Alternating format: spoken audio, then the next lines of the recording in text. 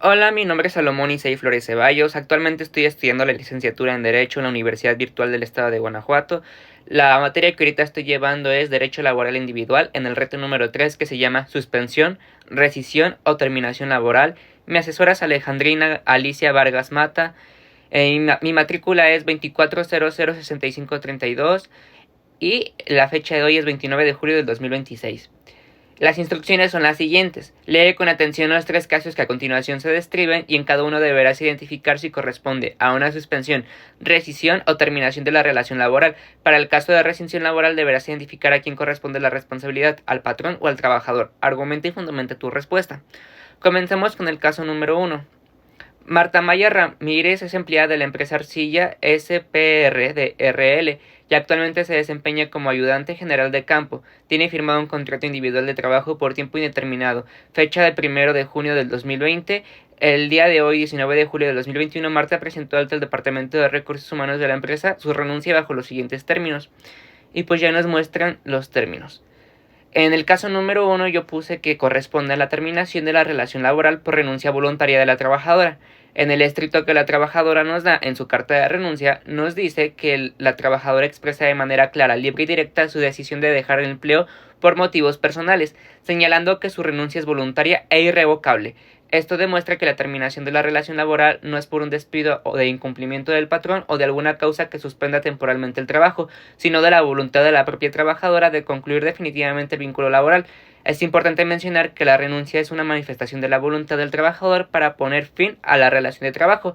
Una vez presentada y aceptada, cesan los derechos y obligaciones del contrato, permaneciendo únicamente aquellas prestaciones o pagos pendientes que correspondan conforme a la ley, como el finiquito y demás conceptos generados hasta el último día laborado. Este caso se fundamenta bajo el artículo número 53, fracción 1 de la Ley Federal del Trabajo, el cual establece que una de las causas de terminación de las relaciones de trabajo es el mutuo consentimiento de las partes. La renuncia voluntaria del trabajador es una manifestación de ese consentimiento para dar por terminada la relación laboral, siempre que la renuncia sea libre, espontánea y no exista algún tipo de presión, engaño o coacción por parte del patrón. Produce efectos legales y pone fin a la relación de trabajo, extinguiendo las obligaciones principales entre ambas partes a partir de la fecha en que se hace efectiva, sin perjuicio del derecho del trabajador a recibir las prestaciones que legalmente le corresponden. Ahora tenemos el caso número 2, que nos dice: el Consejo de Salubridad General del Gobierno Federal de México publicó el pasado 15 de julio del 2021 en el Diario Oficial de la Federación el acuerdo por el que se declara la pandemia de enfermedad generada por el virus SARS-CoV-19 como contingencia sanitaria que implica la paralización de las labores del sector textil en México. Una vez realizada dicha declaratoria, ¿qué sucede con las labores y los sueldos de los empleados de la empresa Arcos Textiles de México que tienen firmado un contrato individual de trabajo por tiempo indeterminado de fecha 05 de marzo del 2019? En el caso planteado, corresponde a una suspensión temporal colectiva de las relaciones de trabajo, ya que la autoridad sanitaria competente emite una declaratoria de contingencia sanitaria que obliga a suspender las actividades de la empresa. En este caso, la relación laboral no concluye ni se cancela, sino que únicamente se interrumpen de forma temporal las principales obligaciones tanto del patrón como de los trabajadores mientras dure la emergencia. Durante este periodo, los trabajadores no tienen la obligación de presentarse a laborar ni de prestar sus servicios, mientras que el patrón queda legalmente facultado para suspender las actividades sin que ello se considere un despido o un incumplimiento de sus obligaciones laborales. El objetivo de esta medida es proteger la salud pública y evitar riesgos para los trabajadores sin afectar de manera definitiva la existencia de la relación laboral. Respecto al salario, la Ley Federal de Trabajo establece un tratamiento especial para estos casos. El patrón deja de pagar el salario ordinario durante el tiempo que dure la suspensión de labores. Sin embargo, debe cubrir a cada trabajador una indemnización equivalente a un día de salario mínimo general vigente por cada día de suspensión, lo cual no podrá exceder de 30 días. Esta disposición busca ofrecer un apoyo económico a los trabajadores durante la contingencia, al mismo tiempo que considera las dificultades que enfrenta la empresa al verse obligada a detener sus actividades. Asimismo, es importante señalar que la suspensión no afecta a la antigüedad de los trabajadores ni implica la terminación del contrato individual del trabajo. Una vez que la autoridad sanitaria determine que pueden reanudarse las actividades, los trabajadores tienen derecho a reincorporarse a sus puestos en las mismas condiciones laborales que tenían antes de la suspensión. Todo este caso lo podemos fundamentar y está regulado bajo la Ley Federal del Trabajo, en el artículo 427, fracción 7, que establece que la suspensión temporal de las relaciones colectivas de trabajo procede cuando la autoridad sanitaria competente declara una contingencia sanitaria que obliga a suspender los labores. Posteriormente, por su parte, en el artículo 42 bis dispone que, cuando exista una declaratoria de contingencia sanitaria que implique la suspensión de labores, serán aplicables las disposiciones previstas en el artículo 429, fracción 4 de la misma ley. Finalmente, el artículo 429, fracción 4, señala que en estos casos el patrón no necesita autorización previa del Tribunal Laboral para suspender las actividades y tiene la obligación de pagar a cada trabajador una indemnización equivalente a un día de salario mínimo general vigente por cada día que dura la suspensión, sin que dicho pago pueda exceder de un mes. Posteriormente tenemos el caso número 3, que nos dice lo siguiente. Armando Rosas es el empleado de la empresa Arcilla S.P.R.D.R.L., finca agrícola que produce y comercializa zarzamora, en el cual se desempeña como cortador de fruta. Tiene firmado un contrato individual de trabajo por temporada de junio a diciembre del 2021, tiempo que dura la temporada del corte de zarzamora. Es el caso que el empleado no se ha presentado a trabajar desde el pasado 7 de julio de 2021 sin notificar o justificar ante la empresa el motivo de su ausencia hasta el día de hoy, 19 de julio de 2021. Por lo tanto, el gerente general de la empresa ha levantado las actas administrativas por inasistencia que corresponden y el día de hoy, 19 de julio de 2021, se ha presentado en el domicilio del empleado para notificarle su despido, aviso que es recibido por el empleado. El caso corresponde a una rescisión de la relación laboral sin responsabilidad para el patrón y la responsabilidad es del trabajador, ya que el trabajador incurría en una de las causas previstas por la Ley Federal del Trabajo al acumular más de 3 faltas de asistencia injustificables dentro de un periodo de 30 días. En este caso, el trabajador dejó de presentarse a laborar durante 11 días consecutivos sin contar con autorización del patrón ni presentar una causa que justificara su ausencia, lo que provoca el incumplimiento grave de sus obligaciones laborales.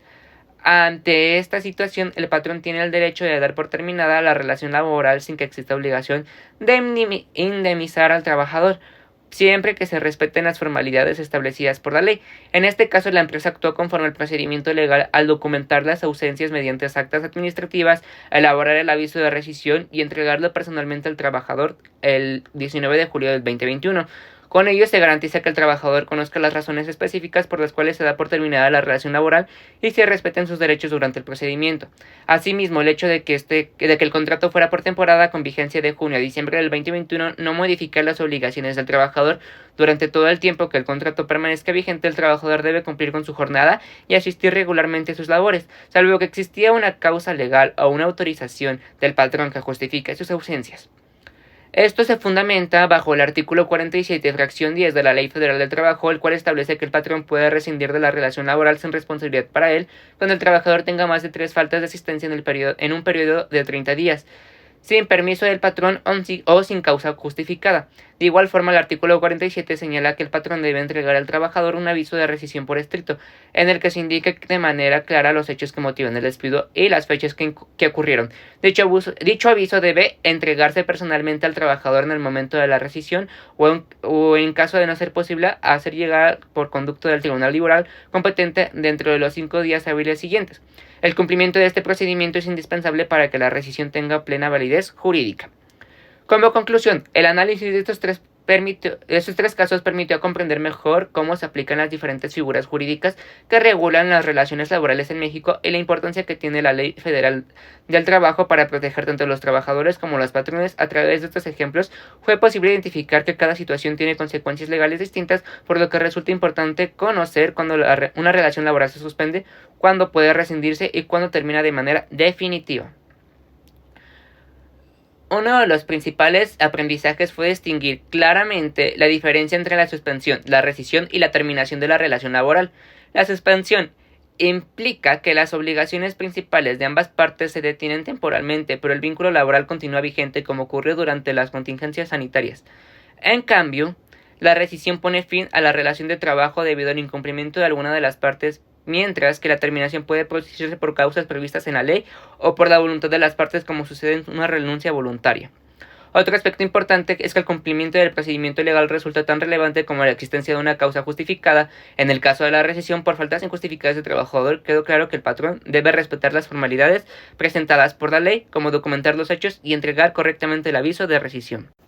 De no hacerlo, un despido que originalmente estaba justificado podría considerarse justificado, lo que demuestra la importancia del debido proceso.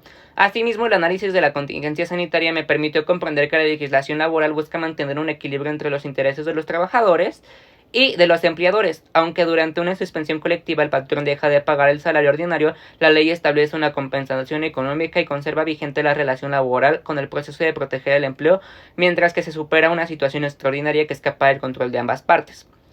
Finalmente, también se pudo observar que la modalidad del contrato, ya sea por tiempo determinado o por tiempo indeterminado o por temporada, no modifica las obligaciones esenciales de los trabajadores y patrones. Todos deben cumplir con los derechos y responsabilidades previstos en la Ley Federal del Trabajo, ya que las causas de rescisión, terminación o suspensión se aplican de manera similar independientemente del tipo de contratación. En conclusión, estos casos prácticos permitieron fortalecer la comprensión de las principales figuras de derecho del trabajo y demostrar que el conocimiento de la legislación laboral es indispensable para prevenir conflictos y garantizar el respeto de los derechos de las personas trabajadoras y brindar seguridad jurídica a quienes participan en una relación de trabajo. Sin nada más que decir, esa es toda mi aportación. Muchas gracias por ver.